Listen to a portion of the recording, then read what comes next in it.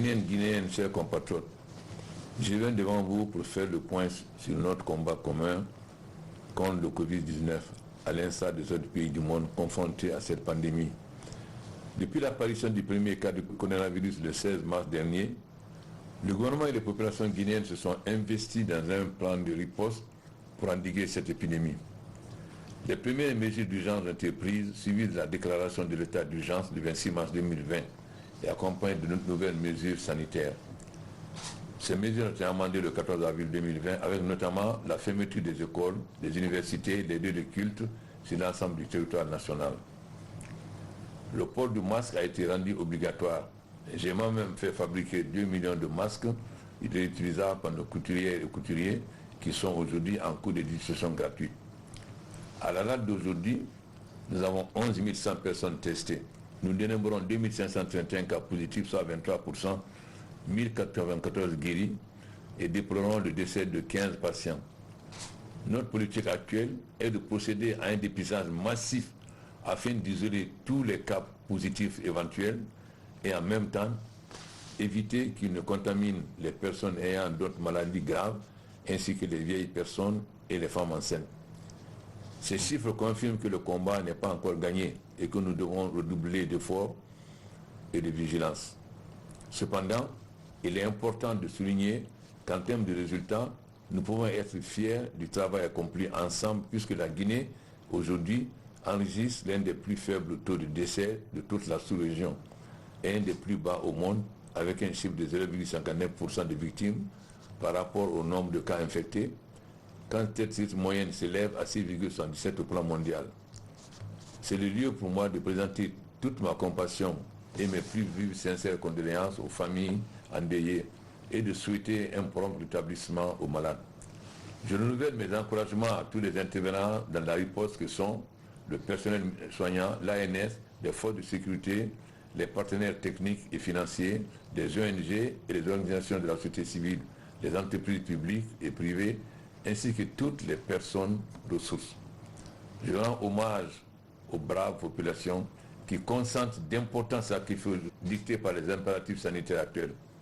Chers compatriotes, nous constatons ainsi que l'épidémie est toujours en progression dans notre pays, avec pour épicentre la ville de Conakry. À cet effet, des dispositions ont été renforcées pour rompre la chaîne de contamination et garantir une meilleure prise en charge des patients. Aujourd'hui, 6 centres de traitement épidémiologique sont opérationnels, Donka, Nongo, Kalfaya, Yanlo, Matam, Kindia et la maison centrale de Conakry. Igbessia sera fonctionnel ce week-end. D'autre part, nous attendons incessamment l'arrivée d'une assistante médicale cubaine. La capacité de test des laboratoires aujourd'hui de 350 par jour sera sensiblement améliorée avec des moyens garantissant 1000 tests par jour grâce à de nouveaux appareils attendus cette semaine. Le conseil scientifique de report CRS, mis en place au mois d'avril dernier, continue déjà par des avis motivés à orienter efficacement les décisions du gouvernement. Guinéennes, l'acuité du combat contre la pandémie nous amène à des choix difficiles au regard des contraintes qui pèsent sur la vie sociale et économique. Comment concilier la conduite du combat sanitaire avec l'exigence de la préservation de la liberté des citoyens et de la poursuite des activités économiques? C'est le dilemme qui se pose aujourd'hui à tous les États du monde. Après consultation des différents acteurs de la riposte contre la maladie à coronavirus, j'ai décidé de nouvelles mesures ci-après. L'état d'urgence est reconduit pour une durée d'1 mois à compter de ce jour. Le couvre-feu passe de 22h à 5h du matin pour la zone de Grand Conakry, Conakry, Koya et Dubreka. Et il est levé entièrement pour l'intérieur du pays à compter de ce jour.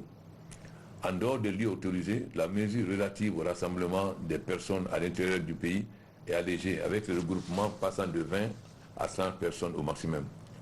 À compter de ce jour. Bien entendu, ces mesures d'exception seront ajustées si nécessaire. Les autres dispositions relatives à l'état d'urgence sanitaire restent en vigueur. Par ailleurs, j'incite le gouvernement à suivre attentivement l'impact de la crise sanitaire sur la vie économique et sociale. Il est impératif d'élargir et de renforcer le soutien aux populations et au secteur économique sinistrés. Par exemple, dans le secteur agricole, nos concitoyens qui ont subi d'importantes pertes dans les filières de l'anacarde, de l'ananas et des pommes de terre doivent être soutenus. Je suis profondément sensible aux conditions difficiles dues au Covid-19 dans lesquelles vivent certains de nos compatriotes à l'étranger, qu'il s'agisse des résidents, des étudiants ou ceux qui sont bloqués à la suite de la fermeture des frontières. À ce propos, j'insiste le gouvernement à prendre toutes les dispositions nécessaires et utiles en vue d'apporter une assistance financière et exprimer notre solidarité aux familles des victimes guinéennes du coronavirus à l'étranger, ainsi qu'à la poursuite des opérations de rapatriement volontaire de nos compatriotes à travers des voies humanitaires. Toutefois, ces opérations de rapatriement doivent obéir à des critères sanitaires stricts afin de préserver la sécurité sanitaire de l'ensemble des populations. Chers compatriotes, nous avons été malheureusement endeuillés par des pertes en vie humaine le 12 mars dernier à Koya, Dubreka et Kamsar. C'est vraiment douloureux pose une fois de plus la question de la violence lors des mouvements sociaux et politiques dans notre pays. J'exhorte la justice à faire la lumière sur ces faits graves et à tirer toutes les conséquences judiciaires.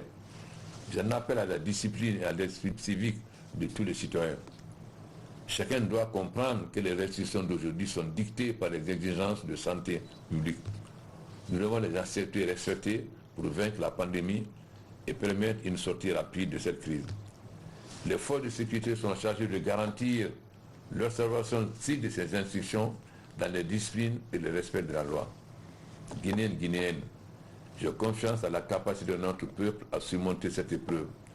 Nous y parviendrons dans la solidarité et la cohésion nationale.